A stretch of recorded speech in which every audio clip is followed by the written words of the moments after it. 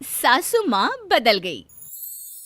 कहानी उस घर की है जहाँ बहू और बेटी को एक माना जाता था, लेकिन फिर अरे शिखा बेटा, तू रसोई में क्यों घुसी रहती है? जा, रोटी मैं बना लूंगी। नहीं नहीं माँ जी, आप बैठिए, बस सारा खाना बन ही गया है। श्वेता को बोल देती हूँ, वो खाना लगा देगी सबका। सॉरी भाभी, मेरे पास वक्त नहीं है।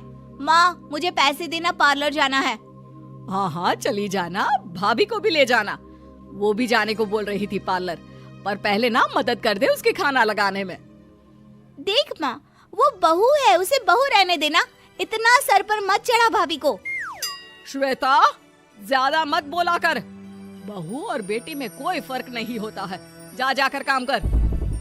ननद को माँ का भाभी से इस तरह प्यार करना बिल्कुल अच्छा नहीं लगता। वो बार बार किसी न किसी तरह माँ को भाभी के खिलाफ भड़काती रहती, लेकिन कोई फायदा ना होता। एक रोज, अरे बेटे किशन, जा बहू को कहीं घुमा कर ला, सारा दिन घर में काम करती रहती है। हाँ हाँ माँ, हम लोग जा रहे हैं ना गोवा। अच्छा जी, भाभी ने तो हमें बताया भी नहीं। वैसे तो सारी पंचायत करती है, ये गोवा वाली बात क्यों छुपा गई हमसे? अरे क्योंकि उसे खुद नहीं पता था बहन। मुझे टिकट सस्ती मिल रही थी तो मैंने बुक कर दिया। हाँ शिखा, पैकिंग कर ले, संडे हम जा रहे हैं गोवा। दोपहर में शिखा पैकिंग कर रही थी कि सास आ जाती है। ये क्या बहू, साड़ियाँ? अरे गोवा जा रही है घूमने या फिर शादी में मायके हैं? माँ जी, ऐसा कुछ है ही नहीं, समझ में नहीं आ रहा क्या रखूं कपड़े में। अरे तेरी और श्वेता की साइज तो एक ही है, उसके कुछ मॉडर्न कपड़े ले ले, आकर लौटा देना। हाँ माँ जी, ये ठीक रहेगा। शिखा श्वेता के पास जाती है और उससे कपड़े मांगती है। ना जी ना, मैं अपने कपड़े ना दूं, वैसे भी फैल जाएंगे मेरे कपड़े, बहुत महंगे वाले हैं। शिखा मुंह लटकाकर कमरे में आ जाती है तो सास कहती है, चल तैयार हो जा, तुझे मैं शॉपिंग करा कर लाती हूँ गोवा की। बस फिर क्या था, सास बहू निकल जाते हैं मार्केट और एक से बढ़कर एक ड्रेस खरीद कर घर आते हैं। पहले बता देती कि नए कपड़े दिलाने वाली है भाभी को, तो मैं अपने ही दे देती ना भाभी को, मुझे दिला देती नए कपड़े। देख श्वेता, परिवार का मतलब सबके साथ रहना होता है, ना कि सिर्फ अपना सोचना। वैसे भी तुझे अच्छे संस्कार सीखने चाहिए। और रही बात कपड़ों की, तो शिखा, आज से घर पर भी तू मॉडर्न कपड़े ही पहनेगी। कोई जरूरत नहीं है ये साड़ी वाड़ी लपेटने की। अब क्या था, घर पर श्वेता और शिखा एक जैसे रहते। एक बार पड़ोसन आती है। अरे बेटा, अपनी माँ को तो बुलाना जरा, बात करनी है। शिखा सास को बताती है और रसोई में चली जाती है।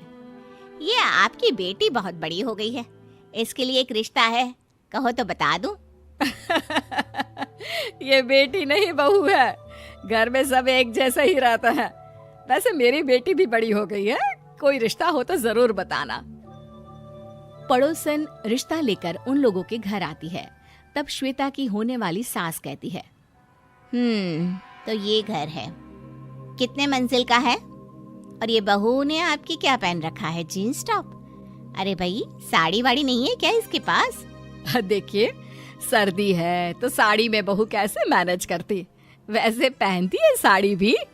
देखिए, हम लोग ठहरे पैसे वाले लोग, कोई कमी नहीं है हम लोगों के पास पैसों की, बहुत पैसे हैं, जमीन, नौकर चाकर, कार, सब कुछ है, लेकिन घर में संस्कारी बहू चाहिए, समझ रही हैं ना आप? सास कुछ कहती कि श्वेता बोल पड़ती है, हाय रे, नौकर चाकर से लेकर जमीन, कार, पैसा, हाँ हाँ मुझे रिश्ता मंजूर है मुझे। अरे रुक जा श्वेता, मैं बात कर रही हूँ ना। देखिए, हम लोगों के घर इतनी आजादी नहीं मिलेगी। अरे हाँ कर देना माँ, हाँ कर दे जल्दी से। सास क्या करती, बेटी की शादी ऐसे घर में कर देती है जहाँ ना उनके विचार मिलते हैं और ना ही आचार। शादी के बाद एक रोज फोन पर, श्वेता बेटा, एक बार घर आ जा, बहुत दिल करता है तुझे देखने का। माँ, वो घर पर बहुत काम होता है, कैसे आऊँ? बड़ा घर है, लेकिन आने जाने वालों की लाइन ही लगी रहती है। बेटा मैं तो जानती थी उस घर का हाल, लेकिन तू ही नहीं मान रही थी। माँ देख, हर घर का यही हाल है। तेरी बेटी को यहाँ घूंघट हटाने की परमिशन नहीं है और एक तरफ भाभी स्कर्ट पहनकर घूम रही है। बेटा मुझे क्या पता था कि मेरी बेटी को ससुराल के नाम पर पिंजरा मिल जाएगा। अच्छा माँ, फोन रखती हूँ, सास को गर्मा गर्म रोटी खिलानी है। तुम लोगों की तरह नहीं कि एक रोटी बनाओ, एक सब्जी बनाओ, फिर सारा दिन फ्री होकर घूमो। सास फोन तो रख देती है, लेकिन सोच में पड़ जाती है कि एक तरफ बेटी जिसे कोई आजादी नहीं, वहीं दूसरी तरफ बहू जिसे देखकर लगता ही नहीं कि उसकी शादी भी हुई है। अगले रोज। शिखा, अरे ओ शिखा। हाँ माँ, क्या हुआ? कुछ चाहिए आपको? मैं जिम जा रही थी। जिम के कपड़ों में बहू को देखकर सास को घूंघट में अपनी बेटी का ख्याल आता है। देख बहू, घर में बहू की तरह रहा कर। इतने टाइट कपड़े पहनकर जिम जाना पसंद नहीं मुझे। जा जाकर रोटी बना। रोटी? माँ अभी तो शाम के 6 बजे हैं, इस वक्त रोटी? अब क्या मेरे खाने पीने पर भी पहरा है? अरे जब मर्जी तब मैं अपने घर में खा भी नहीं सकती क्या? बहू को अजीब लगता है। वो समझ नहीं पाती कि जो सास कल तक इतनी सपोर्टिव थी, उन्हें अचानक से क्या हो गया। वो किचन में जाती है, गरम रोटी के साथ 2 तरह की सब्जी, रायता, सलाद सब लेकर सास के पास आती है। माँ जी, खाना। इतना सारा खाना? राक्षस समझा है क्या मुझे? रोटी मांगी थी मैंने गर्मा गर्म बस। पर माँ जी, रोटी खाती किससे आप? सब्जी तो बनानी थी ना। अरे भूख मर गई मेरी तेरी बहस से। जा जाकर काम कर, अंदर पूरी रसोई साफ कर। बहू अंदर चली जाती है। थोड़ी देर में श्वेता घर आती है।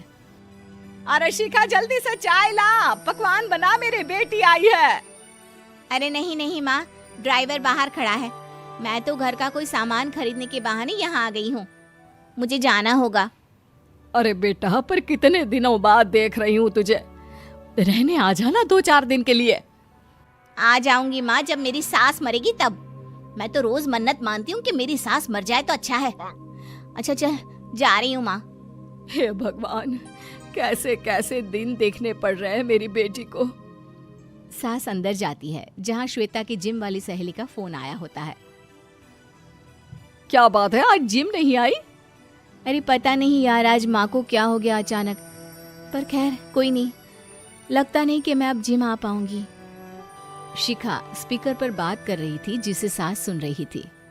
यार ये सास ना होती ही ऐसी है। मैं तो कहती हूँ बुढ़िया जल्दी मरे और तू आराम से जिए। शिखा को सहेली की बात पर गुस्सा आ जाता है।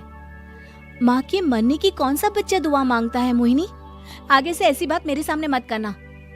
हमारे घर की शोभा ही माँ है। क्या हुआ जो थोड़ी सख्ती दिखा रही है? उसमें भी कोई ना कोई उनकी भलाई ही होगी। मैं तो कहती हूँ भगवान मेरे जैसी सास सबको दे, जो सिर्फ माँ की तरह है। सास वाली तो कोई बात ही नहीं है उनमें। सास ये बात सुन रही थी। उनकी आंख में आंसू आ जाते हैं कि क्यों वो बेटी की किस्मत में बहू को भी भागीदार बना रही थी। शिखा, अरे ओ शिखा, क्या हो गया? जिम नहीं जाना क्या?